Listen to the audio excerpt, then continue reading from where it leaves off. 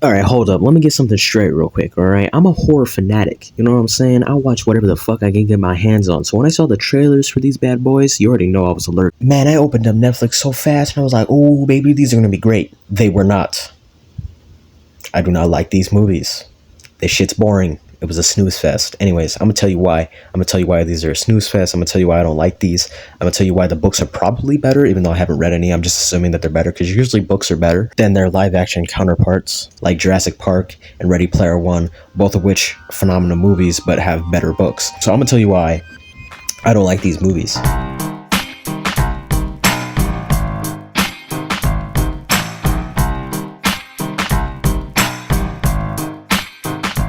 I gotta tell you right now, man. One thing I absolutely hate about movies and TV, and even books, and pretty much any media that I watch or listen to or read or whatever, is unlikable characters. I'm supposed to be following these characters. I'm staring them in their fucking face throughout this entire thing. I'm supposed to like them. You know what I mean? I'm supposed to be like, hey, this guy, me likey. He's cool. She's cool. I am supposed to root for them. You know what I'm saying? But in this movie, none of the characters whatsoever are likable. I mean, the black kid is, I forgot his name, but the black kid he's likable. That's pretty much it. Everybody else, especially the main character, I totally forgot her name. That's how unlikable she is. I don't even remember her name. That's how unlikable she is. She's just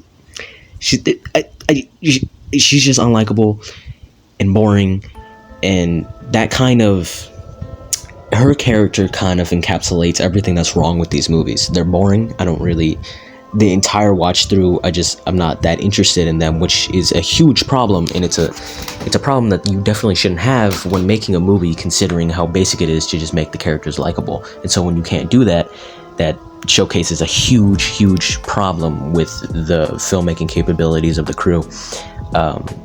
And that's one of the reasons why I just don't like these movies. Another thing I don't like about these movies that I previously mentioned is the fact that they're not scary, like, at all. Like, not a single scare in here got me like, oh damn, that shit's spooky, because quite frankly, shit's not spooky, you feel me? I don't get scared by much in movies, but I do get scared by some things. Like The Grudge scared the shit out of me, The Ring kind of scared me.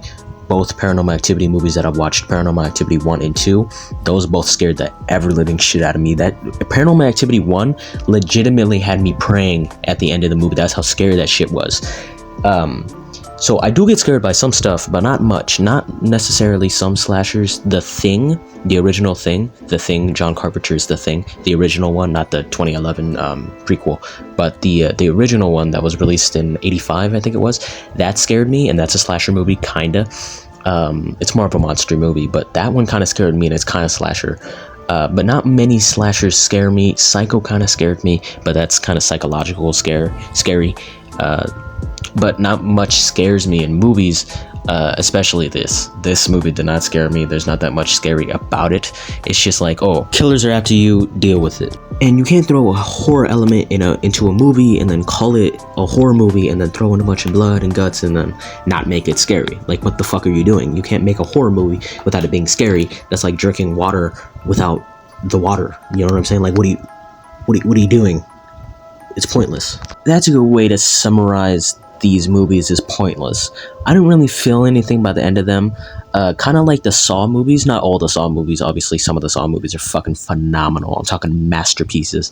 But a few of them, like Saw 3, I remember when I finished Saw 3, I was like, damn, that was nothing. It's like a huge, big ol' 3-part nothing burger.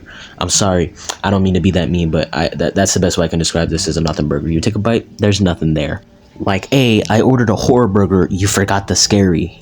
It's not Netflix that is stopping these movies from being good or scary, because Stranger Things, like in season 1, season 2, and season 4, not really in season 3. I mean, some in season 3, but Stranger Things is actually pretty fucking scary. Like, you can't deny there's some spooky shit in there. Like in season 1, there's a lot of scary shit in season 1, because season 1 is a lot more horror than the rest of the seasons. But anyways, I'm going off on a tangent here, but it's not like Netflix was like, hey, stop making these movies so scary. No, they just, for some reason, these movies aren't that scary, and I don't know why. I don't know what happened. I don't know what happened behind the scenes. I don't know if these movies continuously got delayed over and over again, and so they're not that good or scary, but they're not spooky, and quite frankly, I'm not fucking with it. Now, there are some redeemable parts about this movie, like these movies, because it's a 3-part thing. I'm talking about 3 movies here, all of which were released in like like 2 months. In like 2 months, they were all released. They were all released like a week separate. So it's like a 3-part long movie, sorta. It's weird. It's hard to explain. But there are some redeemable things about these movies. Like the cinematography is fucking beautiful. I mean, like the opening scene of Fear Street Part 1, the blue tone with the neon, it's just great. It's just, the cinematography is one of the redeemable factors about this movie, and everything looks really expensive. You know what I mean? It doesn't look cheap. It looks like the opposite. It looks expensive. It looks great. It's a nice thing to lay my eyes upon, which is great. It's great to see that they actually cared about the cinematography, but didn't care about the rest of the movie. Now, don't go in the comments and be all, hey, you just weren't paying attention, blah blah blah. You were just on your phone. You just didn't like it the first time. You were just in a bad mood the first time. Like, no, I gave these movies a second chance. I watched the first one a second time to give it a second chance, and it didn't do shit. It didn't do shit for me.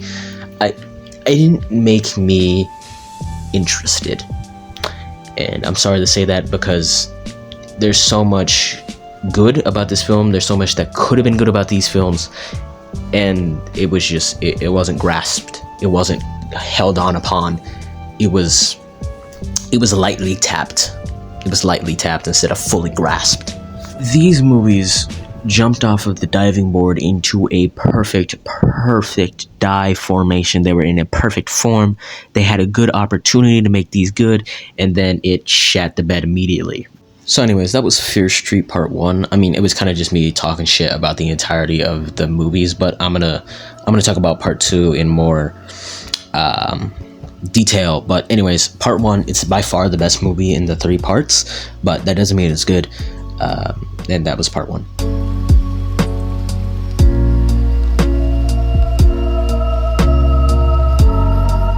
Alright, now Part 2 takes place on a summer camp, and it's a very obvious Friday the 13th ripoff. Like, it could not be more obvious. One thing about these movies as well that I don't like is the blatant ripoff of everything. They rip off like three or 4 movie franchises, and it's kind of annoying. Like, in this scene, I just downloaded a bunch of scene packs from YouTube, so there should be a scene in here where, in all of the parts as far as I'm concerned, there are 2 main ripoffs that are immediately noticeable.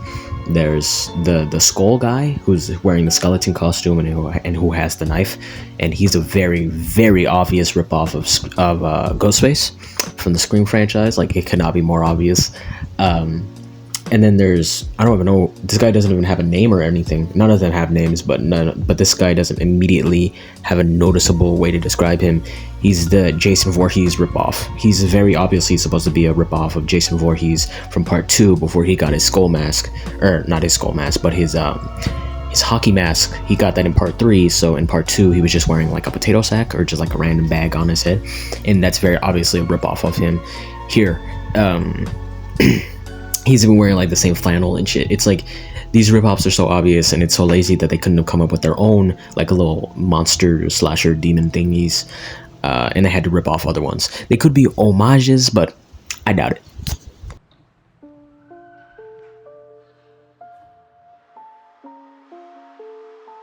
Now, one thing about this is that the main character, played by Sadie Sink, totally forgot the character's name, obviously. I don't really pay attention to characters' names as much in movies or TV. I don't know why. I guess I just don't care about their names.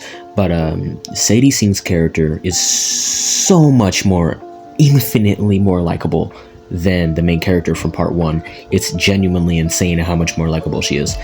This movie, Part 2, is definitely better than Part 1, but it's not the best of the bunch, I guess you could say. I definitely like the palette and the feel of Fear Street Part 1 more than Fear Street Part 2, but I feel like Fear Street Part 2, I feel like I did enjoy Fear Street Part 2 more.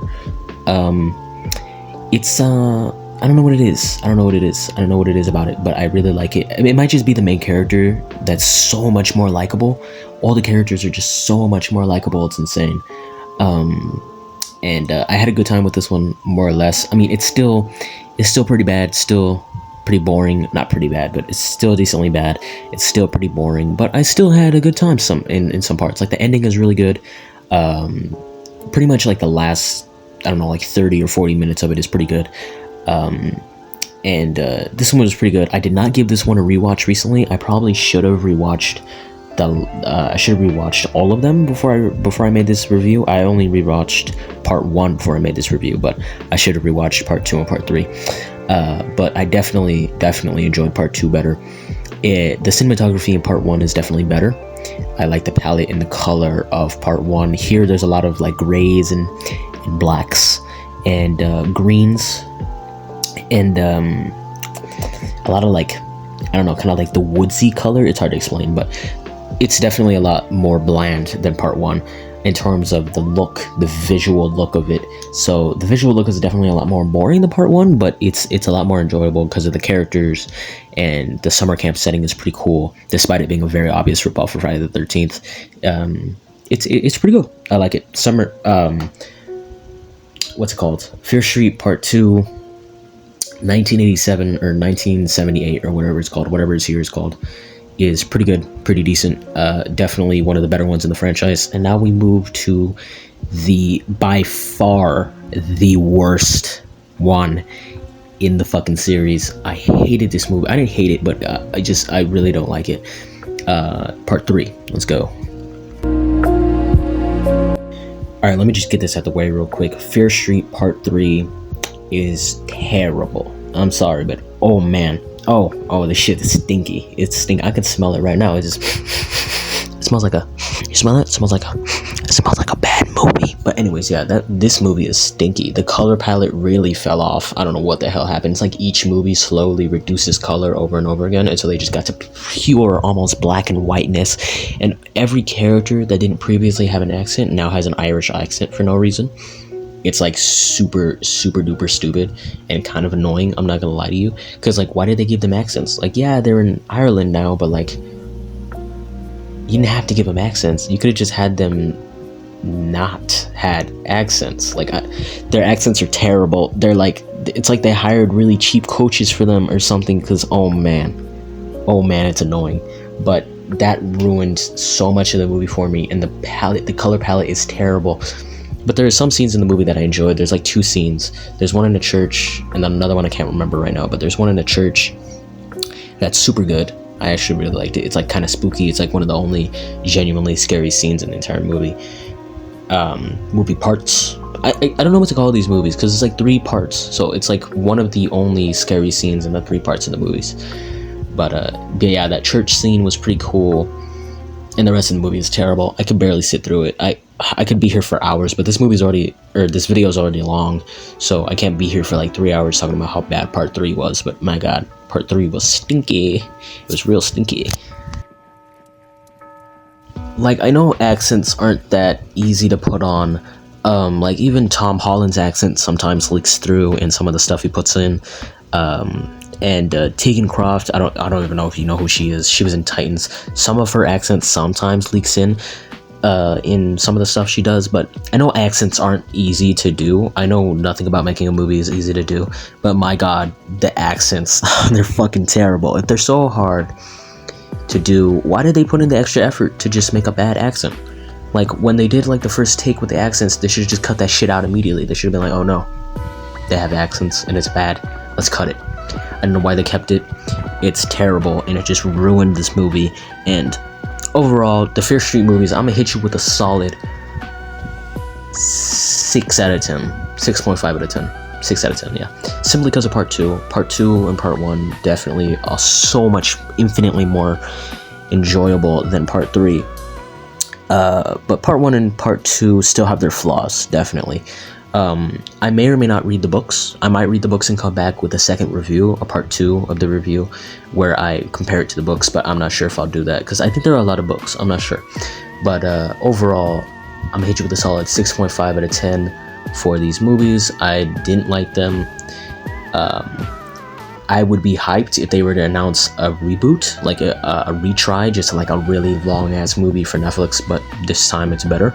I would be doing backflips, because I know like, hey, they can't fuck it up this bad twice. So let's hope Netflix hits us with a cold water and decides to do either more sequels where they're better, or or just a complete redoing of it, because my god, they really butchered it this time. I feel like they really had the opportunity and the potential to be really good, but then Netflix and they just butchered it.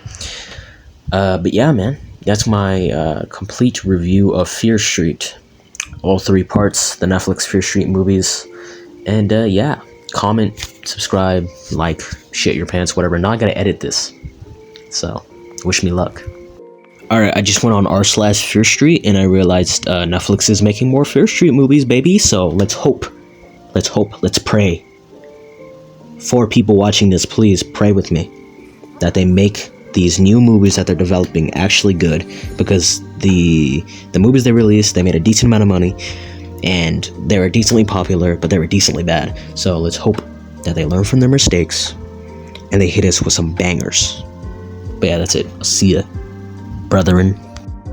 Subscribe, my brothers. It's like free and shit.